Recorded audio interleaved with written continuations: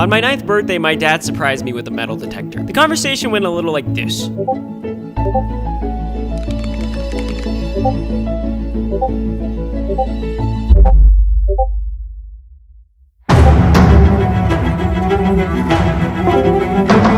That's right, it's a sad story. But now I'm old enough to buy plane tickets, and I'm metal detecting 100 miles in my dad's flip-flops. This is for you, Dad.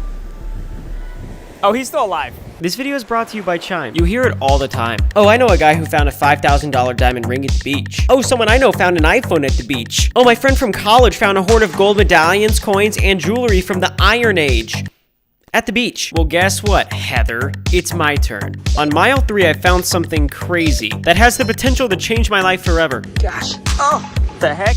What is that, a Nokia? Unless cavemen had phones, it's more of a metal brick. It's probably nothing. But if it's gold, though? At roughly 6 pounds, here's the value of this metal brick based on what it possibly is. Yeah, that's quite the range. We will find out what it is. I'm taking all of my stuff to a pawn shop at the end of this video. It's gotta be worth something. Mile 4, I started to realize that there's a lot of shoes on the beach. It's just single shoes, only one shoe at a time, which is really weird. Mile 5 had me questioning my abilities to survive out here on this journey, because whatever destroyed this thing can definitely destroy me. What the heck? What is this? Mile 7 was cool. I liked Mile 7. Aw, what is this? Found a nut.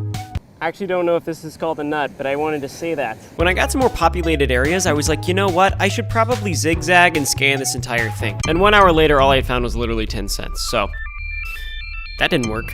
13 miles in, we get our first thing that honestly might actually be worth a lot of money. Is it just me? Or is this a gold ring? On mile 15, I found a penny, washed it off, and admired it a little bit. Then I got to a slightly more populated beach. You lose anything? No. Mine is keepers then. iPhone XS12? It wasn't an iPhone XS12. After doing a bit of running, my metal detector started going crazy. When someone stopped and asked me why I was metal detecting, I said it just made sense. Ma'am, the beach is not a coin purse. How's it going? Alright guys, we've been going for almost 12 hours. We're gonna be doing a haul of everything we found so far, and first thing we got, a suntan.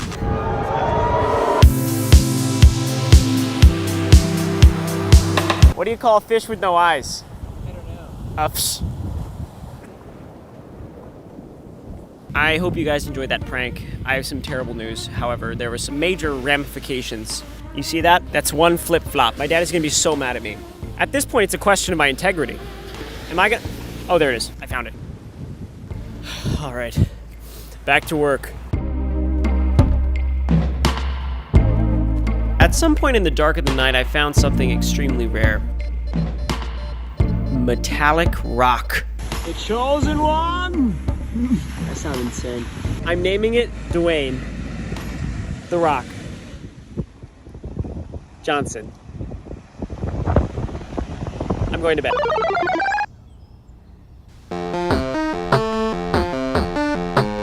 They say the early bird gets the worm. I hope that applies to humans and metal detecting.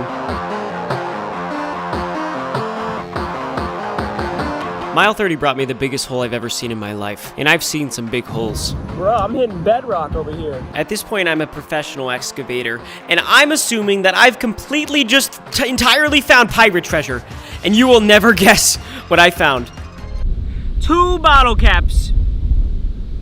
It's mile 32 and I'm not gonna lie, morale is low, so I need to remember why I do this. It's to pass Dr. Phil and subscribers. If you've kept up with this saga, you know that I've never had a grandpa before, and I can't think of a much better grandpa than Dr. Phil himself. After tons of emails, his agent finally agreed to let me contact him if we pass him in YouTube subscribers. But something insane happened this past week. I was in LA and I literally ran into Dr. Phil. I was too nervous to ask him to be my grandpa, so I just took a photo with him. Look how nervous I look in this photo. I look completely devastated. In terms of subscribers, we are literally gaining on him rapidly. I'm not even sure he knows he has a YouTube channel. Please subscribe. We can end this. I started running because I wasn't finding anything but trash for miles. No, like, you don't understand how much trash is on our beaches. I would say 98% of the things I found were all trash, litter, or metallic junk. And I'm not talking about Iron Man's crotch. Right now, the entire internet is trying to rally and clean up 30 million pounds of trash from our oceans. It's called Team Seas. Check it out. At mile 37, I realized, you know what? I think I'm on a college campus. Yep,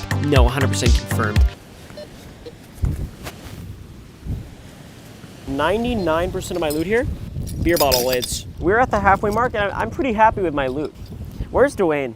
Dwayne, you know, The Rock Johnson. Last night, I don't know where I put Dwayne, but at this point, I'm actually sad. Like real life sad. That was my only companion on this journey. But you know what they say, for every time that you lose the Dwayne The Rock Johnson, you might find, I found AirPods here.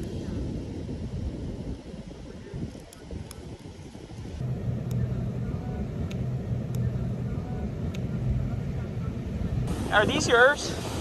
Okay. Is this y'all's case? AirPods? I literally thought this was my case and they just fell out of my pocket, but I have mine.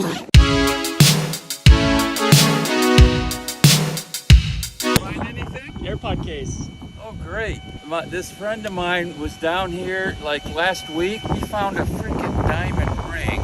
No, I was finding mostly bottle caps. Mile 45, I found what looks to be a medieval baby bottle pop, as well as flaming hot Cheetos bags. There's also a really cool looking hat on the ground, but there's no way I'd be that much of a freak to pick it up and wear it. Please don't judge me. Hey, it's no trespassing. Idiot. At mile 52, I found a pen. At mile 54, I found what looks to be the remains of a lost battle. And then ironically, I found an army. And an opposing army. I don't know what happened there, but at this point, my feet are screaming. But I have some good news.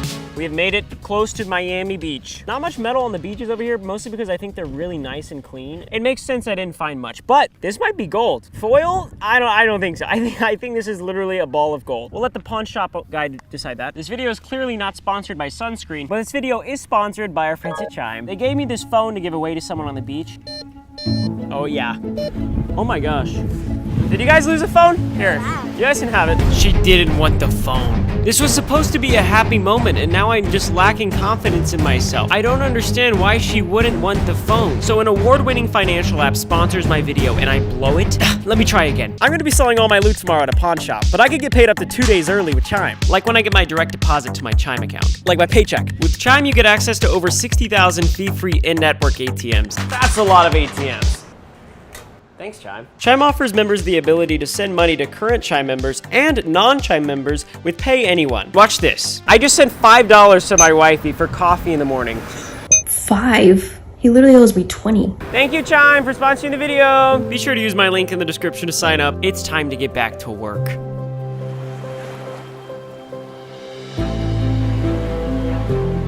The next morning in the home stretch, I really didn't find too much.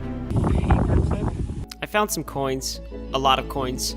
A lot of coins. But I mostly just found a bunch of trash, unfortunately. You know, I saw a man cleaning up trash as I finished the 100 miles, and I couldn't help but have a sense of hope that someday my kid will do this in my flip-flops and find a lot more treasure than trash. We did it!